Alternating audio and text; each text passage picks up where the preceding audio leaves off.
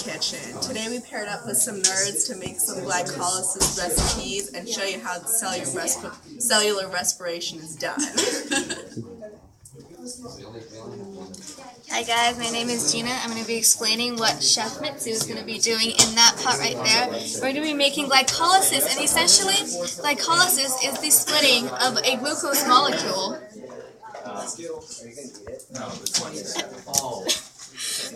You see here we had a glucose molecule with 6 carbons, 12 hydrogens, and 6 oxygens. These cucumbers represent the hydrogens, the grapes represent the carbons, and the carrot represents the oxygen. But I broke it. So glycolysis happens in the cytoplasm, which is why we're not going to be using the pot yet, because the pot represents the mitochondria. This paper is going to represent the cytoplasm, where glycolysis will be taking place. So there are 6 carbons in glucose, if you recall, that we just told you like 5 seconds ago.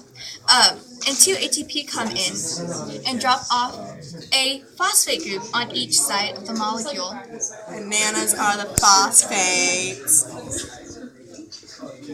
So as you can see, she is stringing the phosphate groups onto each side. And so the presence of the phosphate groups weaken the bonds between the carbons and they split. And then we get 2 groups. And this is what we get. And then 2 phosphate groups floating around bind to the side that is missing the phosphates on each carbon molecule.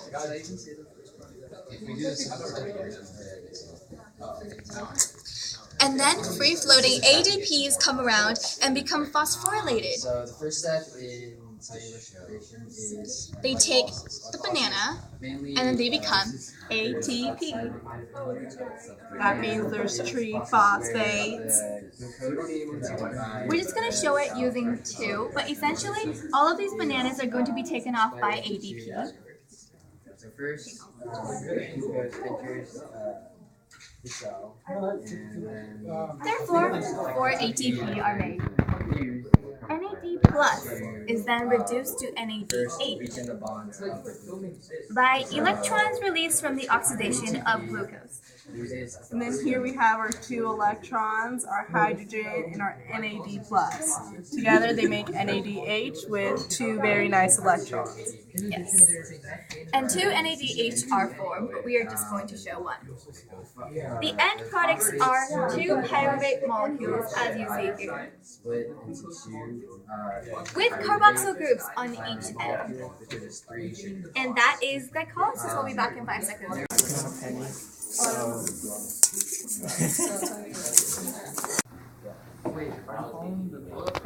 Welcome back to our bitchin' kitchen. Once again, I'm Gina, and I will be explaining the intermediate step of glycolysis, from glycolysis to the Krebs cycle now. Now, many of you may think that the pyruvates move on to the Krebs cycle automatically, but it doesn't. First, you have to convert pyruvate to acetyl-CoA. So the pyruvate's carbon group, the carbon groups on each side, is removed and given off as a molecule of CO2, or carbon dioxide. So this carbon dioxide is going to go away and is removed as a product. The remaining 2 carbon molecule is oxidized, forming a compound called acetate. These are called acetates. And an enzyme transfers the extracted electrons to NAD+, making NADH, as you see here. Coenzyme A is attached to the acetate by an unstable bond. Thus, acetyl-CoA is formed and moves on to the Krebs cycle, or other people call it the citric acid cycle. And that's the intermediate step. We'll be back for more after 5 seconds for the Krebs cycle.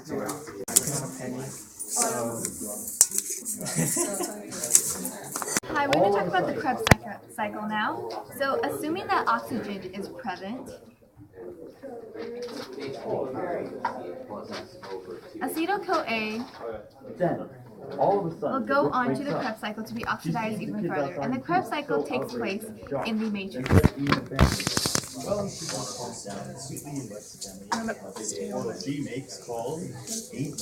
After acetyl-CoA enters into the Krebs cycle, the coenzyme A leaves the process. Citrate is converted to its isomer by the removal and then addition of water. Wait, you need to say something about the PI. Yeah. And then the compound loses a CO2 molecule. Yeah. That leaves the process, yes. And then another CO2 is lost. And the resulting compound is oxidized, reducing NAD plus to NADH. Yeah, leaving NAD plus gains electrons or hydrogen, so now it's NADH. like they leave this in the house, right? The resulting compound attaches to coenzyme A by an unstable bond.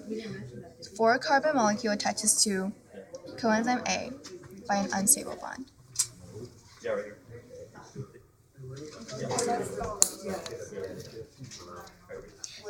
Coenzyme A is displaced by a phosphate group.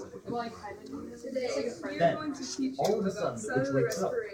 She sees the kids outside. She's so outrageous. Which is transferred to DDP, making GTP. GTP is similar to ATP and sometimes even generates it. 2 hydrogens are transferred to FAD, forming FADH2. Inside the cell, there's something called a mitochondria. Magically, they turn into FADH2. A water molecule is added. As you can see here, the citric acid cycle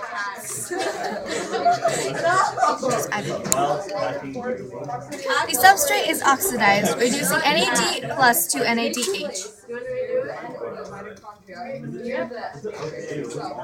It's okay. I didn't electrons that are carried. And regenerating oxaloacetate for the process to start all over again. So let's recap. In glycolysis, we make 4 ATP with a net gain of 2 and 2 pyruvate and 2 NADH. In the Krebs cycle, 1 pyruvate makes 3 CO2 molecules, 3 NADH molecules, 1 ATP molecule, and 1 FADH2 molecule. If you multiply that by 2, that comes out to 6 carbon dioxide molecules, 6 NADH molecules, 2 ATP, and 2 FADH2. And that's the Krebs cycle. We'll be back in 5 seconds for more.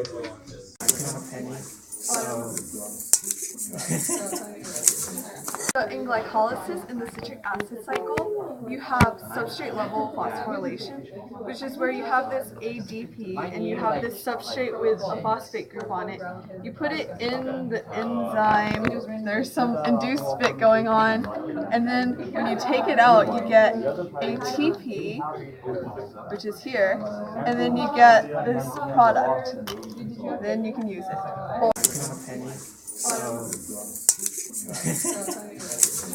After the Krebs cycle, you have oxidative phosphorylation in this little electron transport thing. So basically, you have a lot of NADH, and you lose the H plus and the 2 electrons, and the electrons just go here. There's NADH here.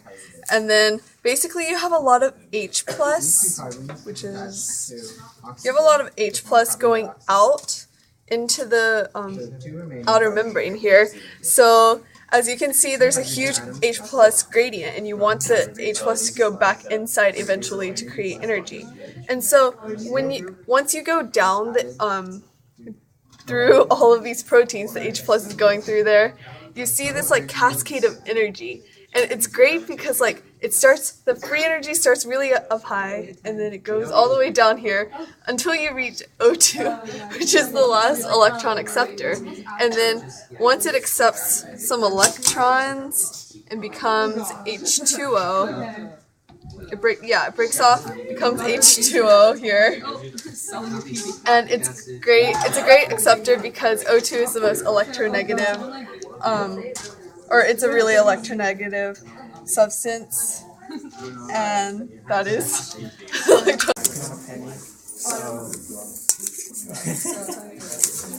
This is a subsequent movement of ions from higher concentration to an area of lower concentration through transport proteins on the selectively permeable membrane. So you have the protein going through the protein pump through the ATP synthase to be diffused, and you can see there's more precipitate for surface area. And with the greater surface area, there's more ability to have more protein found. Yes, and also we have the inorganic phosphate. There's the ADP to make the ATP. At the ATP synthase. At the ATP synthase.